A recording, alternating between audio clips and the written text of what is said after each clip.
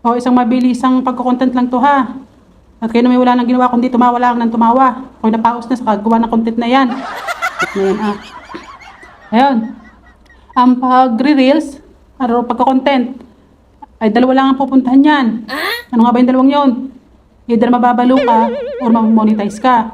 So, kung na lang bahalang pumili kung saan mo gustong pumunta. Mamonetize ka or mababaliw ka. Basta importante, masaya ka sa ginagawa mo. Ang pagko-content or ang pagre-reels ay mas lalong masarap gawin kung yung ginagawa mo ay natutuwa ka, nalilibang ka. Huwag masyadong siseryosohin ang pagre-reels. At syempre, kapag ay misneryoso, baka naman butas. Okay? I-flex ko yung aking ginagamit na night routine. Hindi ako nagre-rejuve ngayon. Ano yung ginagawa ko?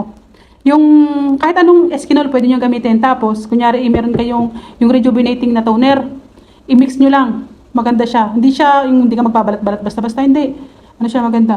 Tapos, syempre, pagka yung kunyari, samahan mo lang ng niacinamide. Yung ganito. Yung parang collagen siya. Ganda rin ito. May serum ako yung doon. Yung, tawag doon sa serum na yun. Yung nauso ngayon. Ang problema nga na rin, ewan ko rin maganda ha. Ay, nag-yelo na. O, tingnan nyo naman ang nangyaring rin.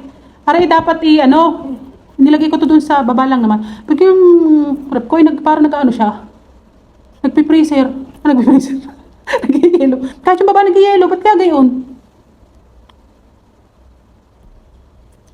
Tsaka ako naglalagay ng sa mukha yung, tag dito, yung yellow.